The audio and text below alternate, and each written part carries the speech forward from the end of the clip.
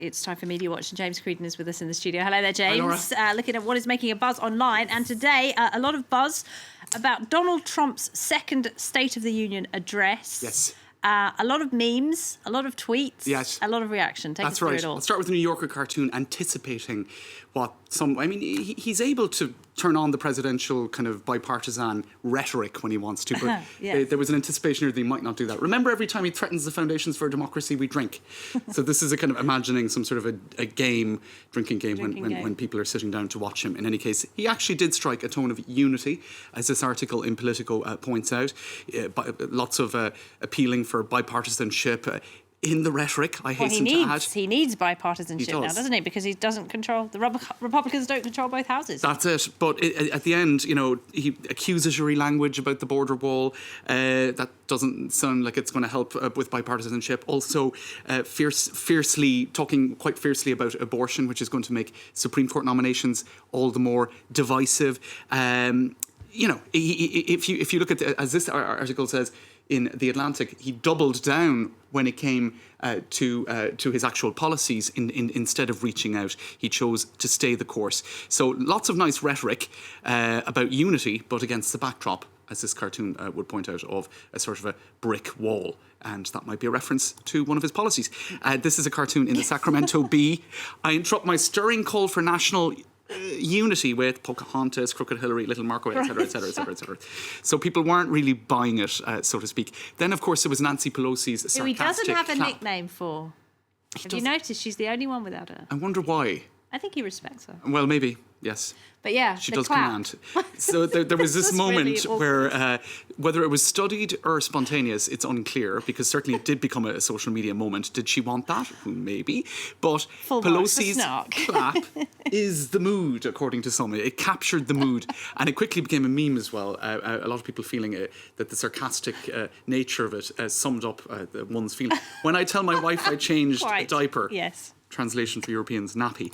And also, this is too much. This is another one here where the image of Nancy appeared everywhere, including on popping out from behind the Christmas tree. That's right. That was the famously criticised Christmas photo.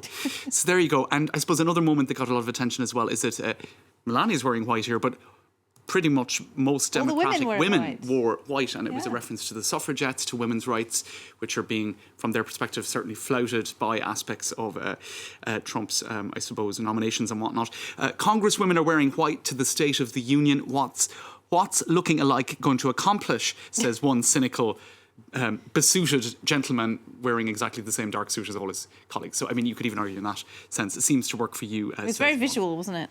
It was, and again, probably pre-planned for the inevitable social media coverage. Visuals and Trump did say something about the number of women in Congress now. Record number of women in Congress. So most of them are Democrats, but still. Yes, so he did. He got an applause for that. Yes. And then it was a lot less. The applause went away afterwards. All right, shall we move on to a story here in France? Yes. Now, this is the closing count of a newspaper. I think it is 115 years old. This is L'Humanité. It's a communist newspaper, and not many people are reading it these days. I think communism is out of fashion. That's right. Most countries wouldn't necessarily have a widely circulated communist newspaper these days. Certainly not the Morning in Europe, Star. I'm thinking of. That's right. Well, Jeremy Corbyn's old employer. Well, it wouldn't have quite the prestige that L'Humanité has. Yes. Set up by Jean Jaurès, a famous socialist minister back in the day, who was a road named after him all over Paris. That's right. He's an institution in French socialist history, I guess you could say. In any case, I should move on to the visual here. Final struggle, France's communist L'Humanité on the ropes. So indeed, the 40,000 or so newspapers sold every day, it's not bringing enough money. It's going through the same crisis, I suppose, as Libération, François, other newspapers beforehand who had to try to change their business model. They've been getting government subsidies, haven't they? That's right. Fitting for a That's right. And it's not the only newspaper that gets that, but it got nearly 4.2 million euros in 2017. And indeed, French presidents, regardless of their political positioning, this would include Nicolas Sarkozy, for example, or centrist Emmanuel Macron, they would continue, that there is a desire across the board to support the I suppose vitality of the print press. The diversity of opinion. Exactly. So just to show some of it, this was the front page of L'Humanité when Paris was pretty invaded much the same by thing the happening Nazis. today. To Paris aux barricades. Paris aux barricades, and we're back to barricades indeed at the are. moment.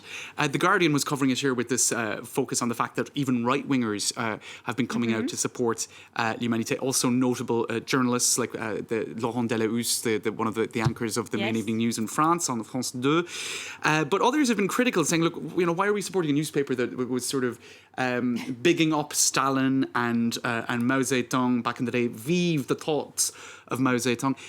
Is this Everybody not a gets it wrong newspaper sometimes. that needs to now sort of go the way of history and go the way of communism is, doesn't necessarily have much sway in France these days, so why continue it? But it is a newspaper that has a lot of respect for its level of intellect and thought. It's supporting the working man and whatnot. It also has the annual festival of l'Humanité, the Fête de l'Humanité, which is a huge kind of music and God, how would you sum it up? It's a big annual event every year just outside Paris. But it's folding, so it's goodbye l'Humanité. Well, I think there's another... They're keeping it on life support for a little bit. Life support for another bit longer, but it's probably unlikely to last for edition. long. Exactly. Could be a historical piece. You could sell it on the free market one day. Exactly. All right. Down the track. All right, James, thank you very much Thanks, indeed. Laura. James Creedon there with Mediawatch. Now, it is time